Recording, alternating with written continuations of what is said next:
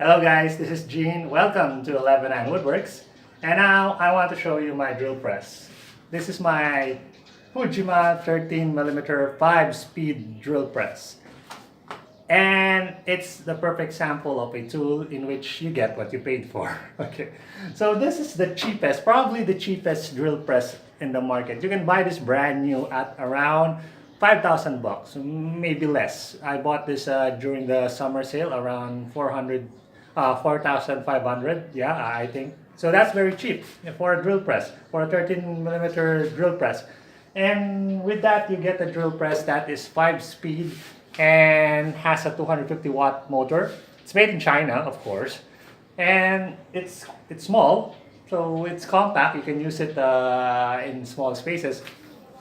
However, I had a lot of problems, and this drill gave me a lot of headaches. I'm not saying that every Fujima drill press is bad or shit. Some of my friends, woodworking friends, they also have Fujima drill presses, and I think they don't have a problem with it as far as I know. But on the very first day, I had a problem with this one. So I bought this from a reputable tool shop, which is in Cavite, and I buy a lot of things from them. Never had a problem. But when I bought this one, the first problem is the chuck. The chuck is whack. Okay, so it won't close and it won't open easily. So you have to force it open, and of course that's not good. So I took the chuck back to the tool store, and they replaced it. It's very nice. They are very nice. They replaced the chuck. So now I'm using the new chuck.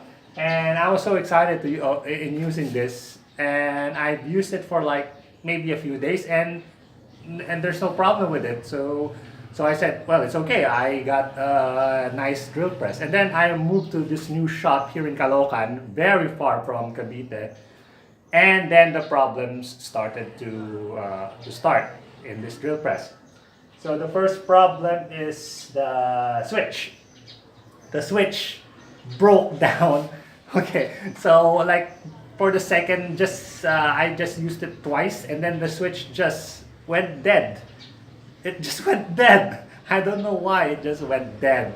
So I replaced the switch, and I did not like the old switch at all, the old on-off switch. So I replaced it with this one, this Omni box type switch. I think this is better. This is way better than the switch back there. And then it was okay for a while, and then suddenly the motor starts sparking inside. So the inside of the dynamo, it started literally sparking, and I was like scared because then the drill loses power. So I said, oh fuck. So yeah, I checked it out, and the motor is sparking, and so I said, that's not a good sign. I took it out, I stopped the drill, and then I removed the motor. And luckily for me, I have a replacement motor. It was given to me by my ninong, Sir Alfred. So he gave me a Hoyoma Japan drill press motor, the same one as this one, 250 watts. And so I installed that Hoyoma motor here. This one is the Fujima motor. This one is the one that is sparking inside. So the sparks are really bursting out, and then it's making a really weird noise. So I guess that's not safe. So I just removed this one and replaced the motor with the Hoyoma motor. It worked. It worked for like a couple of days, and then suddenly the motor just went. When I used it, it just went humming, and it's not spinning. You have to force it to spin so that it would spin. So I did some research and found out that that's a problem with the capacitor. So the capacitor of the Hoyoma motor is busted. So I took the capacitor from this motor, the Fujima motor, and then put that in that Hoyoma, and it worked for like a few days. Okay, and then it just died again. It died again.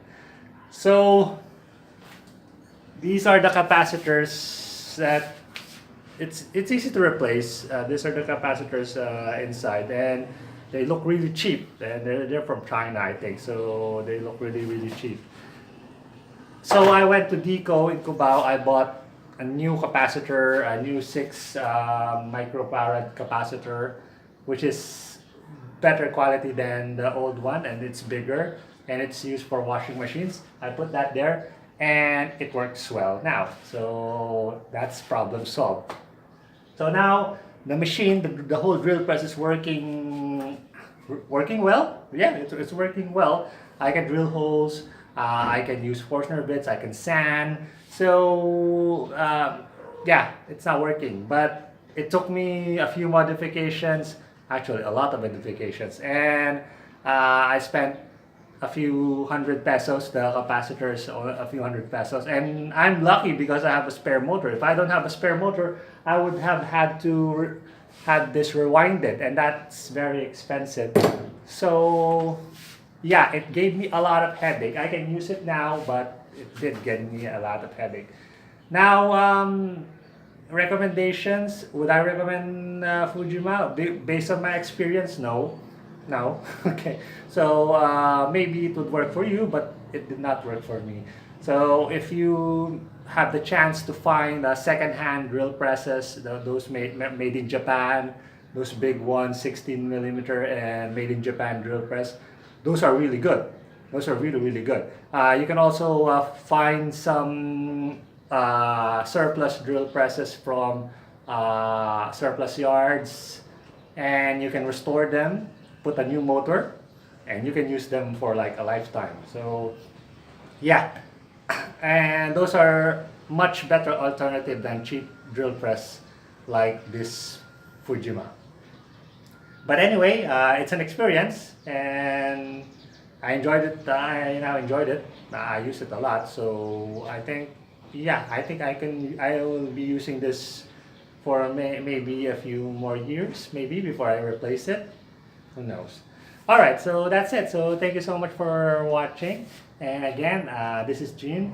So if you like the contents of this channel, you please like my Facebook page or my YouTube channel, and to see more videos like this one. So thank you so much for watching, and see you next time.